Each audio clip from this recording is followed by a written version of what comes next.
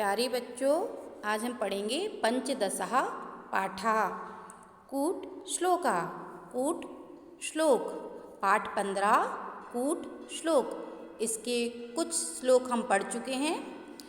आज हम आगे के श्लोकों को पढ़ते हैं। अगला जो श्लोक है वह इस प्रकार है। अहम च त्वं च राजेंद्र लोकनाथा भूभावपि बहुव्रीहिरहं राजन् षष्ठी तत्पुरुषो भवान्। अब हम इसका अन्वय पढ़ लेते हैं। यहाँ पर देखिए लिखा है, एकः भिक्षुकः दरिद्रः निर्धनः महाराजम् उद्देश्य ब्रूते। एकः मतलब एक, भिक्षुकः दरिद्रः दरिद्र भिक्षुक, एक दरिद्र भिक्षुक मतलब एक दरिद्र भिखारी, निर्धन दरिद्र या निर्धन, ठीक है। महाराजम उद्देश्य ब्रूते, महाराज को उद्देश्य करके बोलता है। एक निर्धन भिखारी महाराजा से बोलता है। क्या बोलता है देखिए, हे राजेंद्र अहम त्वं च उभौ अपि लोकनाथौ। हे राजेंद्र, अहम मतलब मैं, त्वं तुम, चा और, मैं और तुम, उभौ दोनों, अपि भी, लोकनाथौ लोक के नाथ। हे राजेंद्र, मैं और तुम दोनों ही लोकनाथ हैं। हे राजेंद्र, मैं और तुम दोनों ही लोकनाथ हैं। अहम बहुव्रीहि, मैं बहुव्रीहि समास से हूँ। भवान षष्ठी तत्पुरुषः, और आप षष्ठी तत्पुरुष से। ठीक है। एक भिखारी ने राजा से क्या बोला, हे राजा आप और मैं, हम दोनों ही लोकनाथ हैं। बहुव्रीहि समास से मैं हूँ और षष्ठी तत्पुरुष समास से आप। देखिए, लोकः नाथा यस्य सः, लोक नाथ यस्य जिसका, सह मतलब लोक जिसका नाथ है, वह क्या हुआ, भिक्षुक। मतलब भिक्षुक व्यक्ति का तो स्वामी संसार है ना, संसार से लेकर ही वो खाता है ना। तो वो बोल रहा है कि मैं कैसे लोकनाथ हूँ, बहुव्रीहि समास से। बहुव्रीहि समास क्या हुआ, लोक जिसका नाथ है वह, और उसने बोला है षष्ठी तत्पुरुष से आप हो, तो षष्ठी तत्पुरुष क्या हुआ, लोकस्य नाथा, लोक का नाथ है ना, लोक का नाथ। तो लोक का नाथ क्या होता है, कौन होता है, राजा। ठीक है। फिर से देख लीजिए, एक भिक्षुक ने एक राजा से बोला, हे राजा मैं और तुम, हम दोनों ही लोकनाथ हैं। बहुव्रीहि समास से मैं हूँ और बहुव्रीहि समास से मैं हूँ, और षष्ठी तत्पुरुष से आप हो। बहुव्रीहि समास क्या हुआ, लोक है जिसका नाथ, वह कौन हुआ, भिक्षुक, और लोक का नाथ कौन हुआ, राजन। लोक का नाथ में षष्ठी तत्पुरुष है और लोकः नाथा यस्य सः, इसमें बहुव्रीहि समास है। ठीक है। अगला देखिए, द्वंद्वो दिगुरपि चाहं मद्गृहे नित्यम अव्ययी भावः तत्पुरुष कर्मधारय येन अहम स्याम बहुव्रीहि। अब हम इस श्लोक का अन्वय समझ लेते हैं। ठीक है, अन्वय को हम समझते हैं।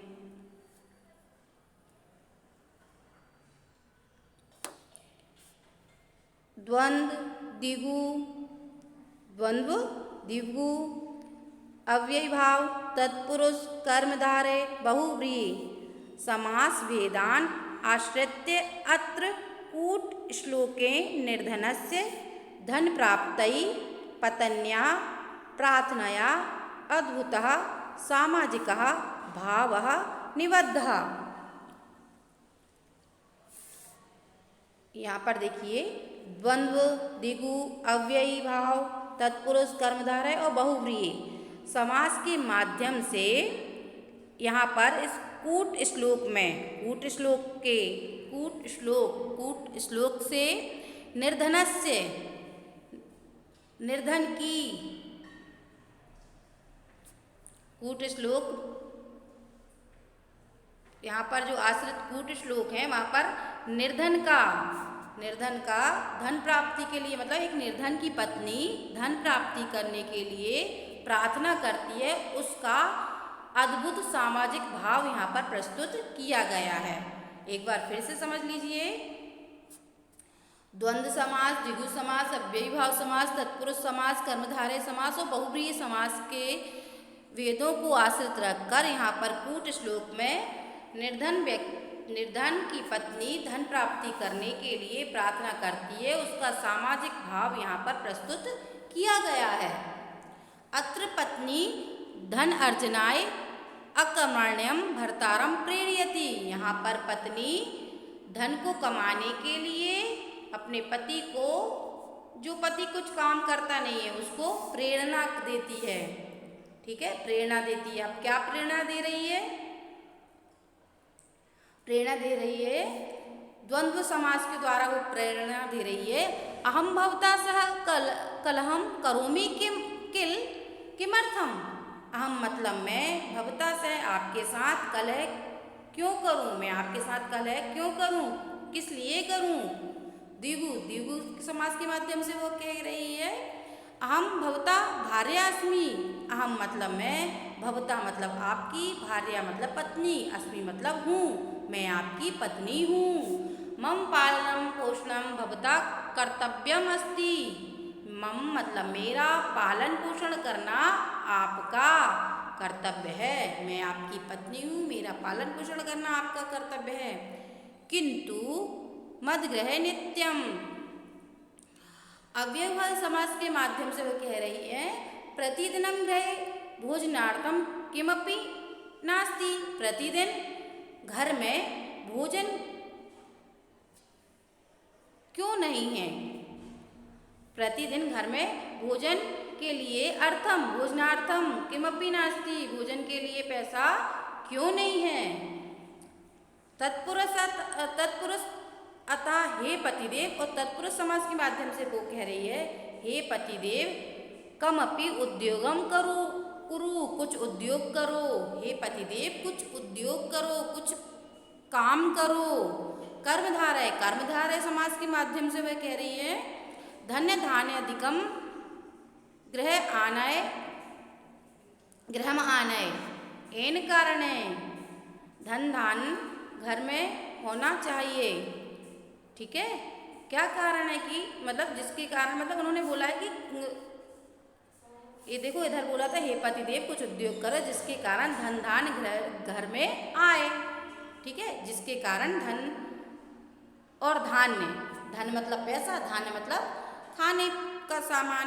तो आप कर्मधारय समास के माध्यम से वो कह रही हैं कि कुछ, मतलब कि जिसके कारण घर में कुछ खाने पीने का पैसा आए, धन और धान्य, खाने पीने का सामान आए और पैसा आए, मतलब कुछ धन और धान्य आए।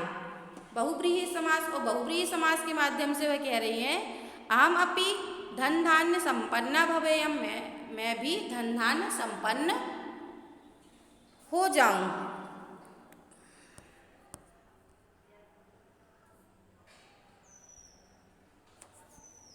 अगला श्लोक देखें। संक्रम पतितम दृष्ट्वा पार्वती हर्ष निर्भरा रुद्दुगु पनंगा सर्वे हा शंकर शंकर। अत्रापि श्लेष द्वारा अर्थ बोध, यहाँ पर श्लेष अलंकार द्वारा अर्थ का बोध हो रहा है। संक्रम पतितम दृष्ट्वा, शंकर को पतित देखकर, मतलब गिरता हुआ, दृष्टवा मतलब देखकर, शंकर को गिरता हुआ देखकर पार्वती प्रसन्ना भवती, पार्वती जी प्रसन्न होती हैं। शंकर जी को गिरा हुआ देखकर पार्वती जी प्रसन्न होती हैं। सर्वा दुखिता जाता, और सभी लोग दुखी हो जाते हैं। अब देखो भाई, देखो शंकर जी गिर गए हैं और पार्वती जी प्रसन्न हो रही हैं और सभी लोग दुखी हो रहे हैं। कैसे हुआ?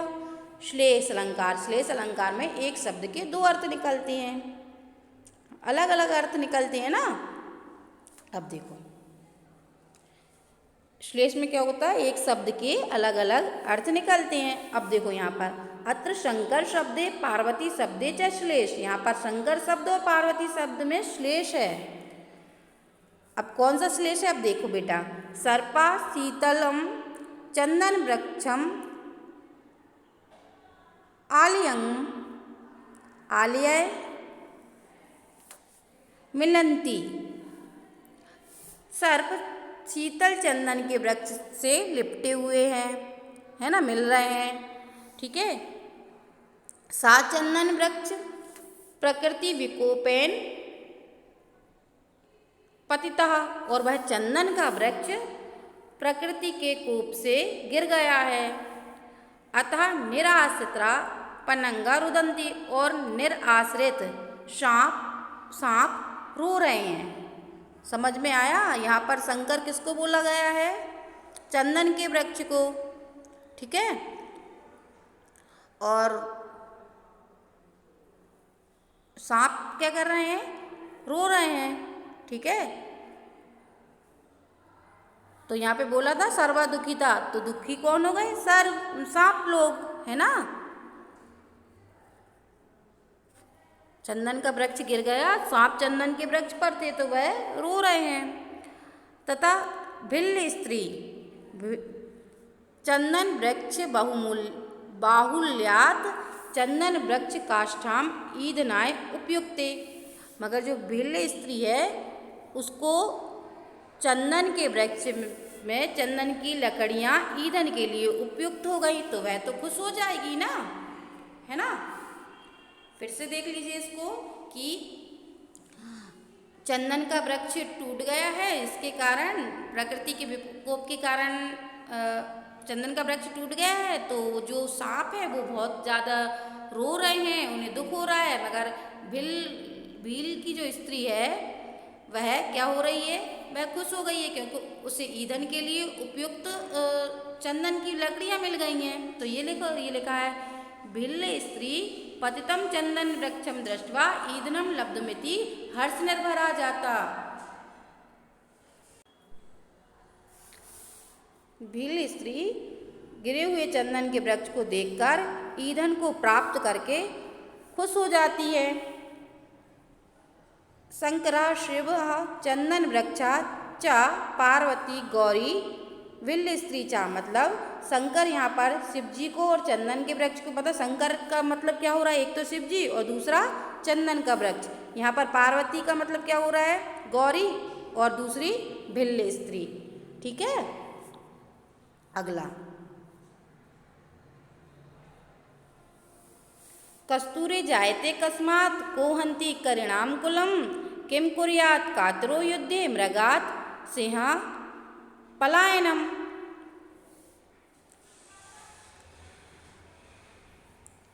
अत्र चरणत्रया प्रश्ना चतुर्थे चरणे त्रयाणाम एव उत्तरम वर्तते। यहाँ पर तीनों चरणों में प्रश्न है और चौथे चरण में तीनों प्रश्नों के उत्तर हैं। 3 चरण हैं, देखो। पहला चरण कस्तूरी जायते कस्मात्, दूसरा को हन्ति करिणाम कुलम, तीसरा किम कुर्यात् कातरो युद्धे, और अगला ये चौथा चरण, इसमें आंसर हैं, ठीक है। पहला प्रश्न,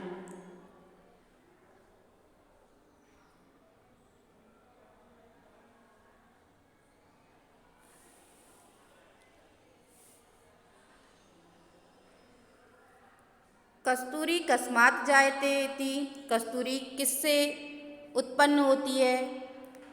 प्रथमा प्रश्न, पहला प्रश्न। करिणाम कुलम का हन्ति,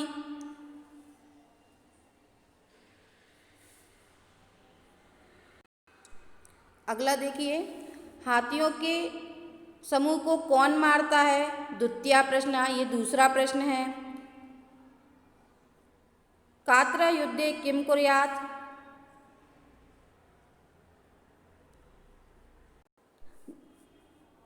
दुखी युद्ध में क्या करता है?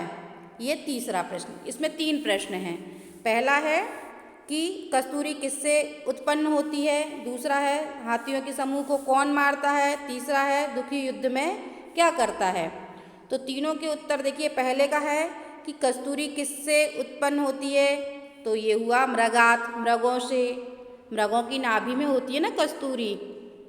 अगला है हाथियों के समूह को कौन मारता है, तो उत्तर हुआ सिंह, शेर। और तीसरा प्रश्न है दुखी व्यक्ति युद्ध में क्या करता है, तो उसका आंसर है पलायनम। पलायन कर जाता है, दुखी व्यक्ति वहाँ से भाग जाता है। ठीक है, तो आज ये चैप्टर आपका फिनिश होता है। Thank you.